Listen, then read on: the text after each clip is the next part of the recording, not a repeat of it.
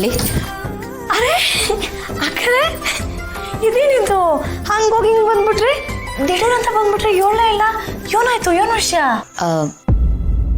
ಗೌತಮ್ ಅವ್ರನ್ನ ಬಿಟ್ಟಿರೋದಕ್ಕಾಗ್ಲಿಲ್ಲ, ಅದಕ್ಕೆ ಬಂದ್ಬಿಟ್ಟೆ. ಅವ್ರಿಗೆ ಆಗ್ಬೇಕಾಗಿರೋ ವಿರಹ ವೇದನೆ ನಿಮಗಾಯ್ತು ಅಂತ ಅನ್ನಿ. ಅದೇ ಅನ್ಕಂಡೆ ಯಾವ ಮೋಹನ ಮುರಳಿ ಕರೆಯಿತು ಅಂತ. ಇವಾಗ ಗೊತ್ತಾಯ್ತು, ಆ ಮುರಳಿ ನಮ್ಮ ಬಾವರೇ ಅಂತ ಹೇಳಿ. ನಮ್ಮ ಬಾವ ನಿಮ್ಮನ್ನ ಹಂಗೆ ಸೆಳೆದ್ಬಿಟ್ರು ಅಂತ ಅನ್ನಿ. ಹಾ, ಹಾಗೆ ಅನ್ಕೋ. ಜಯದೇವರಲ್ಲಿ ಇದ್ಯಾಕರೆ ಊಟದಲ್ಲಿ ಕಲ್ಸಿಗೋ ಥರ ಅವ್ರ ವಿಷಯ ಕೇಳ್ತಿದ್ದೀರಾ? ಆಮೇಲೆ ಹೇಳ್ತೀನಿ, ಮೊದಲು ಹೇಳು, ಅವ್ರು ಎಲ್ಲಿ ಹೋಗಿದ್ದಾರೆ? ಇನ್ನೆಲ್ಲಿಗೆ ಹೋಗಿರ್ತಾರೆ? ಆಫೀಸಿಗೆ ಹೋಗಿದ್ದಾರೆ.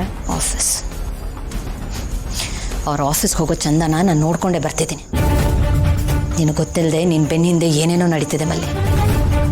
ಅದಕ್ಕೆ ನಿನಗೆ ಗೊತ್ತಾದರೆ ಆಕಾಶನೇ ತಲೆ ಮೇಲೆ ಕಳ್ಚಿ ಬಿತ್ತಂಗಾಗುತ್ತೆ. ಸಾರಿ ಮಲ್ಲಿ, ಬಟ್ ಜಯದೇವ್ರು ನಿನಗೆ ಮೋಸ ಮಾಡ್ತಿದ್ದಾರೆ. ನಿನ್ನ ಬೆನ್ನ ಹಿಂದೆ ನಡಿಬಾರ್ದೆಲ್ಲ ನಡೀತಿದೆ ಮಲ್ಲಿ. ನನಗೆಲ್ಲ ಗೊತ್ತು ಅಕ್ಕರೆ. ನನ್ನ ಬೆನ್ನಿಂದ ಇವನು ಆ ಕರ್ಮನ ನನ್ನ ಕಣ್ಣಾಲೆ ನೋಡ್ಬಿಟ್ಟಿವ್ನಿ. ಅಲ್ಲಿ ಅಲ್ಲಿ ನಿನಗೆಲ್ಲ ಗೊತ್ತಾ? ಹಾಂ ಕರೆ, ಹೇಳಿ ಕೇಳಿ ಎಲ್ಲ ಆಗೈತೆ. ಏನೇ ಮಾಡಿದ್ರು ಬದಲಾಗ್ತಾ ಇಲ್ಲ. ಬಂಡ ಜನ್ಮ ಅವ್ರದ್ದು, ಸತ್ರು ಬದಲಾಗಕ್ಕಿಲ್ಲ. ಅದಕ್ಕೆ ನಾನು ಸುಮ್ಮನೆ ಆಗ್ಬಿಟ್ಟಿವ್ನಿ. ನಾನು ನಿಮ್ಮ ಹತ್ರ ಹೇಳ್ದಿರೋ ವಿಷಯ ಶಾನೆ ಐತೆ. ಎಲ್ಲದನ್ನೂ ಸಹಿಸ್ಕೊಂಡಿದ್ದೀನಿ. ಯಾಕೆ ಸಹಿಸ್ಕೊಂಡಿದ್ದೆ? ಇಷ್ಟೆಲ್ಲ ಆದರೂ ಯಾಕೆ ಹೇಳಿದೆ ಸುಮ್ಮನಿದ್ದೆ ಮಲ್ಲಿ? ನೋಡೋಣ, ಒಂದು ಅವಕಾಶ ಕೊಡೋಣ ಅಂಥೇಳಿ ಸುಮ್ಮನೆ ಇದ್ದೆ ಅಕ್ಕಾರೆ. ಆಗ್ಲಾದರೂ ಬದಲಾಗ್ಬೋದು ಅಂತ.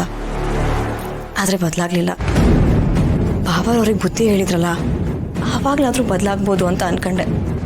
ಆದರೆ ಆವಾಗ್ಲೂ ಬದಲಾಗಲಿಲ್ಲ. ಈ ಹಾರಾಟ ಎಲ್ಲ ಇನ್ನೂ ಜಾಸ್ತಿನೇ ಆಯಿತು. ಅಕ್ಕಾರೆ ನನ್ನ ಬಾಯಿಗೆ ಬಂದಂಗೆ ಬೈದಿದ್ದೀನಿ, ದಿನ ಜಗಳ ಆಡ್ತೀನಿ, ಎಚ್ಚರಿಕೆನೂ ಕೊಟ್ಟಿದ್ದೀನಿ. ಅಷ್ಟೇ ಯಾಕೆ, ಒಬ್ಬರಿನ್ನೊಂದಿದ್ದಿಯಾಗೆ ಪೊರ್ಕೆ ಸೇವೆನೂ ಮಾಡಿದ್ದೀನಿ.